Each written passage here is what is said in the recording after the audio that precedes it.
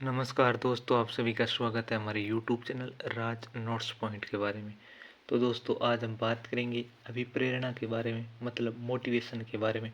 Motivation किसे कहते हैं, इसके अर्थ, सिद्धांत, अधिगम प्रक्रिया में इसकी क्या भूमिका है, जो first grade, second grade, third grade और सीटेट के लिए सभी के लिए समान रूप से उपयोगी है। हम इसके बारे में बात करेंगे, व्याख्या के बारे में बात करेंगे, किस प्रकार के क्वेश्चन पूछे गए उनके बारे में भी बात करेंगे, किस प्रकार की परिभाषाएं पूछी गई थी, इसके बारे में सभी पर बात करने वाले आप बने रहिए हमारे साथ। तो चलिए दोस्तों, वीडियो को शुरू करते हैं। तो आज का हमारा टॉपिक है अभिप्रेरणा, मतलब मोटिवेशन। ये नाम तो आपने बहुत बार सुना होगा, मोटिवेशन, कि बंदा जिसमें मोटिवेशन होता है वही कुछ अच्छा करता है। तो मोटिवेशन होना बहुत ज़्यादा ज़रूरी है। एक आंतरिक मानसिक दशा जो किसी व्यवहार को आरंभ करने तथा बनाए रखने के लिए प्रवृत्त करती हैं, वह कहलाती हैं। मतलब एक आंतरिक मानसिक दशा है जो अंदर होती है, जो किसी व्यवहार को आरंभ करने, मतलब किसी कार्य को प्रारंभ करने तथा उसे बनाए रखने के लिए, मतलब उस कार्य को निरंतर जारी रखने के लिए प्रवृत्त करती हैं, उससे वह कहलाती है। मतलब अभिक्षमता होती है, या अभिवृत्ति होती है, या अभिप्रेरणा होती है, या अभिरुचि होती है। तो दोस्तों, इसका होगा अभिप्रेरणा। अब बात कर लेते हैं कि अभिप्रेरणा किसे कहते हैं, मतलब मोटिवेशन को अर्थ क्या है। अभिप्रेरणा शब्द का अंग्रेजी पर्याय मोटिवेशन है, मतलब इसको अभिप्रेरणा को अंग्रेजी में मोटिवेशन कहते हैं। और मोटिवेशन शब्द की उत्पत्ति लैटिन भाषा की धातु मोवियर से हुई है। तो मोटिवेशन किस शब्द से बना है, वो मोवियर शब्द से बना है, MOVER से बना है, जिसका अर्थ है कोई क्रिया करना, मतलब किसी प्रकार का कोई कार्य करना। टू मूव, सीखने की प्रक्रिया की प्रभावशाली व्यवस्था में अभिप्रेरणा एक केंद्रीय तत्व है। किसी बालक को अपनी पूरी क्षमता व योग्यता के साथ कार्य करने के लिए उकसाना ही अभिप्रेरणा, मतलब किसी कार्य को निरंतर उसे बनाए रखने के लिए अभिप्रेरणा बहुत ज़्यादा महत्वपूर्ण है। आगे हम दो तीन क्वेश्चन की बात कर लेते हैं, मतलब अभिप्रेरणा किसे कहते हैं।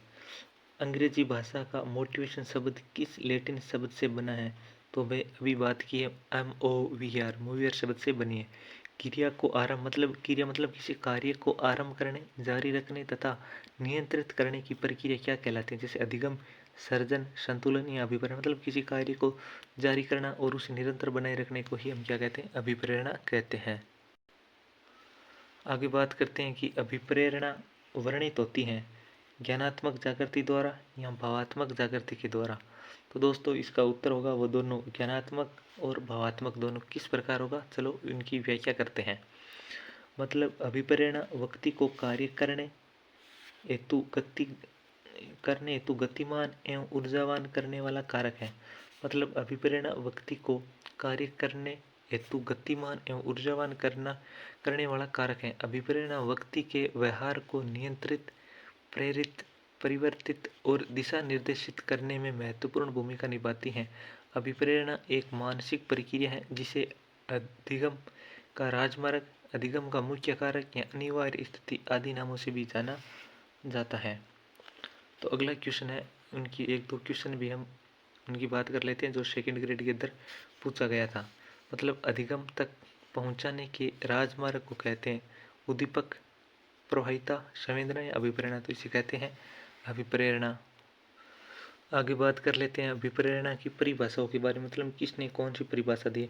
तो दोस्तों, आपको सारे नाम याद रखने की आवश्यकता नहीं है। यहाँ पर आपको जो मैंने अंडरलाइन की रखी है वह नाम आप याद कर लेना, आपको परिभाषा वो मिल जाएगी और आपका क्वेश्चन है वो सही हो जाएगा। जैसे गुड ने क्या कहा है, जैसे गुड ने कहा है कि अभिप्रेरणा कार्य को आरंभ रखने, जारी रखने और नियमित करने की प्रक्रिया, मतलब किसी कार्य को आरंभ करने, जारी रखने और नियमित करने की प्रक्रिया, ऐसी परिभाषा गुड ने दी है। ये डेफिनेशन किसकी, ए गुड की है। उसने एक परिभाषा और दी है गुड ने, मतलब किसी क्रिया को उत्तेजित करने, जारी रखने एवं अपेक्षित लक्ष्य तक पहुंचाने की एक विशिष्ट शक्ति को अभिप्रेरणा कहते हैं। आगे बात करते हैं मैकडूगल के बारे में। मैकडूगल ने कहा कि अभिप्रेरणा के शारीरिक और मनोवैज्ञानिक दशाएं हैं जो किसी कार्य को करने के लिए प्रेरित करती हैं। ऐसा किसने कहा, मैकडूगल ने। जैसे मनोवैज्ञानिक दशाएं, तो यहाँ एम और एम इस प्रकार आप याद कर सकते हो, जैसे मैकडूगल या मनोवैज्ञानिक, तो आप याद कर सकते हो इसे। आगे बात करें स्किनर, अभिप्रेरणा अधिगम का सर्वोच्च राजमार्ग है। तो जैसे सर्वोच्च अस और यहाँ स्किनर का अस, इस प्रकार आप याद कर सकते हो। स्किनर ने कौन सी डेफिनेशन दी है? स्किनर ने कहा है कि अभिप्रेरणा एक सर्वोच्च राजमार्ग है। स्किनर के बाद में बात करते हैं वुडवर्थ के बारे में। वुडवर्थ कहते हैं कि अभिप्रेरणा व्यक्तियों की दशा का वह समूह है जो किसी निश्चित उद्देश्य की पूर्ति के लिए निश्चित व्यवहार को स्पष्ट करती है। वुडवर्थ ने कहा है कि अभिप्रेरणा व्यक्तियों की दशा का वह समूह है जो किसी निश्चित उद्देश्य की पूर्ति के लिए निश्चित व्यवहार को स्पष्ट करते। वुडवर्थ ने व्यवहार का है, जैसे वुडवर्थ में व्यय आता है वैसे व्यवहार में क्या आता है? व्यय आता है। इस प्रकार आप थोड़े से फैक्ट के साथ याद कर सकते हो तो थोड़ा याद करना सरल हो जाता है, वरना डेफिनेशन याद रहना कोई आसान बात नहीं है। आगे बात करते हैं क्रो एंड क्रो के अनुसार अभिप्रेरणा से अभिप्राय सीखने में रुचि उत्पन्न करने से है तथा यह सीखने का एक अधिकार है। ऐसा किसने कहा? इसे क्रो एंड क्रो ने कहा है। अभिप्रेरणा से अभिप्राय सीखने में रुचि उत्पन्न करने से है तथा यह सीखने का अधिकार है। आगे बात करते हैं गिलफोर्ड के बारे में। उसने कहा कि अभिप्रेरणा किसी कार्य को प्रारंभ करने एवं उसे निरंतर बनाए रखने वाली विशेष आंतरिक अवस्था है। ऐसा किसने कहा? ऐसा गिलफोर्ड ने कहा है। गिलफोर्ड के अनुसार अभिप्रेरणा किसी कार्य को प्रारंभ करने एवं उसे निरंतर बनाए रखने वाली विशेष आंतरिक अवस्था है। आगे बात करते हैं यंग के बारे में।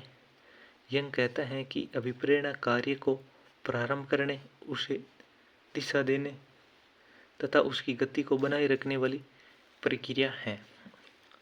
तो दो डेफिनेशन और है, उनको हम याद कर लेते हैं। एक तो मैकडोनाल्ड की और एक थॉमसन की। मैकडोनाल्ड कहते हैं कि अभिप्रेरणा व्यक्ति में एक आंतरिक शक्ति परिवर्तन जो भावात्मक जागृति तथा पूर्वानुमति लक्ष्य प्रतिक्रियाओं के द्वारा होता है। थॉमसन ने कहा है कि अभिप्रेरणा आरंभ से लेकर अंत तक मानव व्यवहार। थॉमसन मानव व्यवहार की बात करते हैं। मैं आपको 2-4 क्वेश्चन बता देता हूँ किस प्रकार पूछे जाते हैं। ये जो पिछली बार थर्ड ग्रेड के अंदर पूछा गया था कि अभिप्रेरणा सीखने का सुपर राजमार्ग है, यह कथन किसने कहा? देखो सुपर मतलब स्किनर की परिभाषा है। मैं आपको उत्तर बता देता हूँ इसका।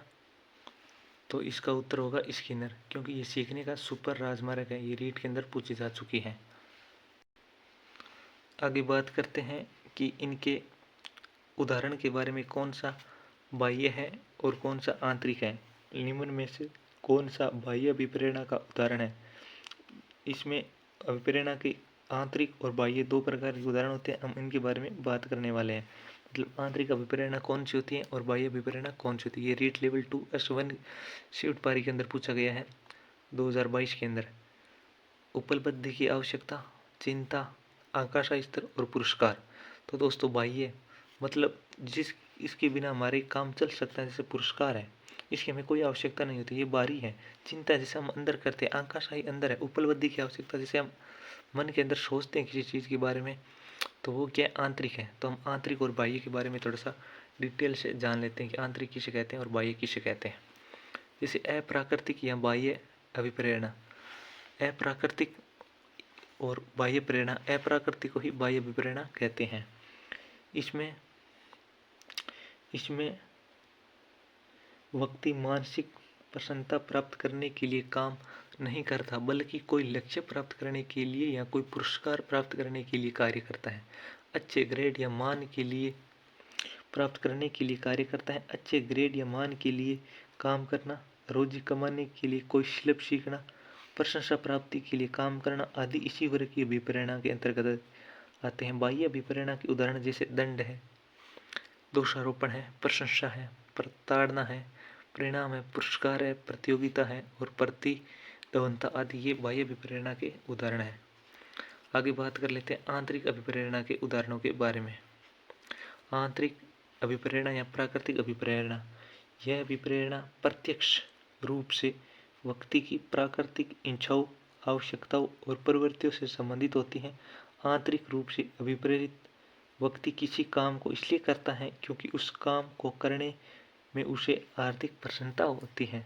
जब कोई विद्यार्थी विज्ञान की किसी समस्या को हल करने में आनंद प्राप्त करता है, तब वह आंतरिक रूप से विप्रेरित होता है। इन स्थितियों में प्रसन्नता का स्रोत क्रियाओं में ही निहित होता है। आंतरिक अभिप्रेरणा के उदाहरण जैसे काम, प्रेम, आनंद, भूख, प्यास, विश्राम, क्रोध, गुस्सा आदि ये आंतरिक अभिप्रेरणा के उदाहरण हैं। आगे हम एक दो क्वेश्चन की बात कर लेते हैं, कौन सा आंतरिक अभिप्रेरणा का है और कौन सा बाह्य अभिप्रेरणा के है। आगे मैं आपके सामने एक क्वेश्चन लेकर आया हूँ जो सेकंड ग्रेड के अंदर पूछा गया था 2023 के अंदर। एक विद्यार्थी एक कोर्स के परीक्षण में अच्छे ग्रेड प्राप्त करने के लिए कठिन या परिश्रम पूर्वक अध्ययन करता है। यह उदाहरण है उच्च सृजनात्मकता का या अच्छी आदत का या उच्च बुद्धि का या बाह्य अभिप्रेरणा का। तो दोस्तों ये बाह्य अभिप्रेरणा का है, मतलब मेहनत करता है, आदमी परिश्रम करता है, तो ये बाह्य अभिप्रेरणा के मतलब अच्छे अंक लाने के लिए ये मेहनत कर रहा है, इसलिए ये बाह्य अभिप्रेरणा का उदाहरण है।